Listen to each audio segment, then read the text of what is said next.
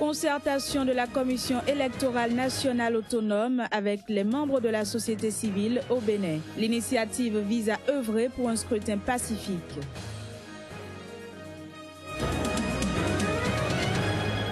Au Bénin présidentiel 2016, l'honorable Émile Tossou a déclaré son soutien à l'opérateur économique Sébastien Adjavon. C'était à la faveur de meetings organisés à Cotonou. Toujours au Bénin, congrès extraordinaire du Syndicat national des informaticiens de l'administration publique le week-end dernier. Les précisions dans ce journal.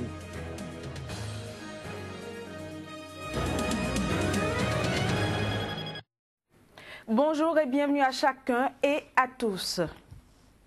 Au Bénin, la Commission électorale nationale autonome prépare activement la présidentielle de 2016. Outre les aspects techniques, elle a entrepris des échanges avec des acteurs clés pour une élection transparente. Ce mardi, c'était une rencontre avec la société civile qui a été organisée. Le compte rendu. Le Bénin est dans le dernier virage pour parvenir à la présidentielle très ouverte de février 2016. L'organe permanent chargé de l'organisation de cette élection a entrepris des concertations en vue d'un lendemain électoral pacifique. Il jette en premier son dévolu sur la société civile. Dans les autres pays, vous le savez mieux que moi, les acteurs de la société civile sont incontournables dans toute évolution démocratique. Et c'est à ce titre que la société civile est souvent appelée à jouer ce rôle d'acteur politique sans pour autant l'être de façon formelle. Entre autres innovations, la Commission nationale autonome s'est donné les moyens de relever le défi du temps au cours de cette élection, sauf des impondérables. Cela nous permettra de donner, d'avoir un système qui nous permet de donner dans les 48 heures au maximum, s'il n'y a pas d'autres problèmes, d'autres imprévus, les résultats du premier tour. Pour la société civile, cette séance est une bonne initiative qui aura comblé les attentes à bien des conditions. Qu'il n'y ait pas de tripatouillage, que le gagnant soit réellement celui qui a gagné dans les urnes, pour qu'il y ait la paix, parce que frustration plus frustration égale détonation. Les instants d'après le 28 février pourront situer tous ces acteurs. En attendant, la Sénat continue son périple qui le conduira aux acteurs de la presse et surtout les politiques. On reste au Bénin où l'ancien médiateur de la République et précédemment coordonnateur du projet millénaire pour l'Afrique, le professeur Albert Tevoidre, était hier face aux hommes de médias. À la faveur d'une déclaration, il a publiquement apporté sa caution au projet de société de l'ancien Premier ministre du gouvernement du président Boniaï, Pascal Irené Koukbaki, candidat à la présidentielle de 2016. On l'écoute. Il m'a été donné de lire et d'apprécier les quelques projets de société soumis à mon attention. Que toutes ces personnalités qui ont bien voulu me gratifier de cet honneur soient remerciées. Ici, qu'il s'agisse de Daniel Eda, d'Emmanuel Golou, de Bertin Corvi, de Fernand Amoussou, d'Éric Roundete, de Robert Guignan, d'Abouraï Biochanin, de Sébastien Adjavon ou de Pascal Koukbaki. Tant pour la noblesse de leurs intentions, pour notre patrie commune, que pour la qualité des documents élaborés qui dénotent une parfaite maîtrise des problèmes du pays. Tous ces textes dont j'ai pris connaissance se caractérisent par une constante. Leur fibre patriotique qui vise à sortir le pays de l'ornière. Quant aux remèdes préconisés, ils varient d'un candidat à l'autre et c'est sur cette base que l'appréciation peut se faire. Il m'apparaît que le document présenté par Pascal Koukbaki a un caractère pédagogique efficace. Mesdames et messieurs, je veux ajouter un témoignage. Cette observation amicale d'un ambassadeur européen, une femme d'ailleurs, je la cite. On a du mal à faire confiance à quelqu'un qui n'est pas ponctuel. Or, par expérience, nous savons tous dans cette salle et à deux dehors que Pascal Koupaki, c'est tout le contraire. Toujours au Bénin, les populations de la 16e circonscription sont touchées par la fièvre de la présidentielle. Et c'est via un meeting géant organisé au stade René Pleven à Akpakpa que l'honorable Émile Tossou et ses militants ont déclaré leur soutien à l'opérateur économique Sébastien Germain Adjavon pour ses joutes électorales. Reportage. Dans les tout prochains jours, les Béninois seront appelés à élire l'homme qui présidera aux destinées du Bénin. Les défis à relever étant énormes, les populations de Cotonou, la capitale économique du pays, ont opté pour un homme averti, un homme dont les réalisations parlent d'elles-mêmes.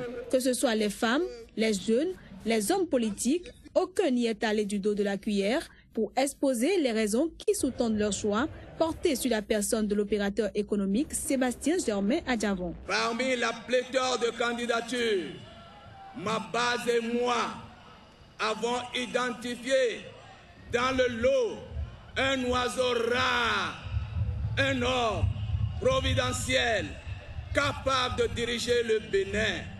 Cet homme, c'est bel et bien l'opérateur économique Sébastien Germain Adjavon. Prenant à son tour la parole, le représentant de l'opérateur économique Sébastien Germain Adjavon, tout en remerciant les uns et les autres pour leur choix, a tenu à les situer sur la rumeur qui circule sur la candidature au nom de l'homme. Il y a quelquefois des rumeurs qui disent que Sébastien n'est pas encore déclaré. Je puis vous affirmer qu'il est bel et bien candidat. Il ne reste qu'à officialiser. Les regards sont désormais tournés vers l'homme qui n'a plus qu'à dire oui pour faire le bonheur de toutes ces personnes qui le sollicitent. Toujours au Bénin, le syndicat national des informaticiens de l'administration publique était en congrès extraordinaire ce week-end. Il s'agissait de faire quelques mises au point et de se lancer dans la bataille pour le respect par le gouvernement des dispositions statutaires de ce corps de la fonction publique. C'est du moins ce qui ressort des propos du président Akadius Souroudeimon. On l'écoute. À l'heure où nous avons des réformes administratives qui ont introduit des critères de performance que l'administration doit avoir aujourd'hui, il faudrait que les informaticiens s'organisent. Le chef de l'État actuel doit tout faire pour que nos statuts particuliers soient respectés. Lorsque l'administration béninoise a décidé de créer le corps du personnel des services informatiques, ils l'ont créé avec un statut particulier en 1985.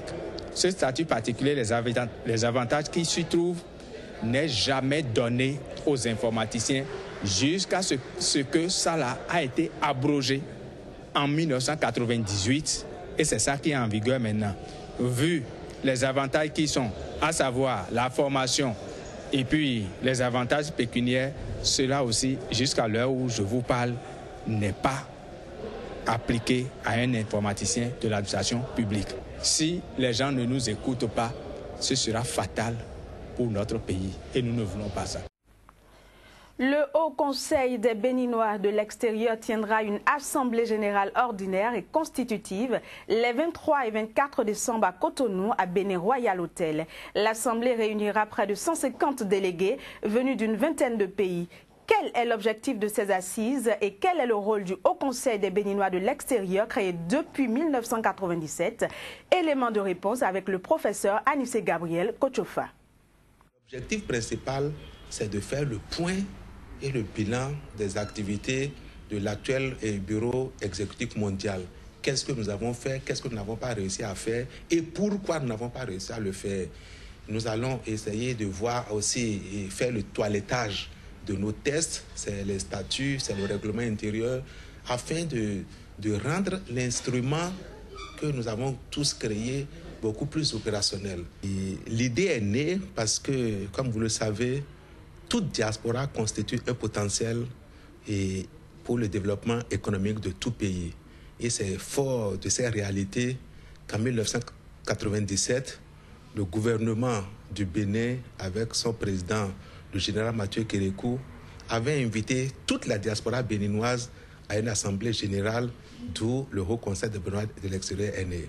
Nous initions beaucoup de projets et le projet que nous avons lancé le lundi passé, par exemple, la construction de 132 villas à Bomé-Calavi, et pour que chaque Béninois de l'extérieur puisse avoir un chez lui. Donc bref, nous sommes présents partout. Chaque Béninois parti à l'extérieur pour gagner sa vie, gagner une connaissance, est présent au Bénin. Il participe à l'éducation de ses frères et sœurs, il participe aux soins de ses parents, etc. Voilà ce que nous faisons. Les fonds que nous gagnons là-bas, et une bonne partie, nous envoyons vers le Bénin. Aujourd'hui, il est démontré que la diaspora envoie dans ce pays une somme de près de 200 milliards de dollars US. La justice militaire du Burkina Faso a lancé lundi un mandat d'arrêt international contre le président déchu Blaise Compaoré dans l'affaire Thomas Sankara. Réfugié depuis sa chute en Côte d'Ivoire, Blaise Compaoré est inculpé pour assassinat, attentat et recel de cadavres. Une nouvelle plutôt bien accueillie dans les rues de Ouagadougou. Suivons ici quelques réactions. Ça fait longtemps que nous attendons, n'est-ce pas, que justice soit rendue au président Thomas Sankara. Et si aujourd'hui, en tout cas, le mandat lancé contre Blaise Compaoré, tout le monde sait. C'est lui le chef de manœuvre, c'est lui le principal commanditaire. En attendant que la justice soit dite, nous le savons. Le peuple savait déjà l'assassin de Sankara.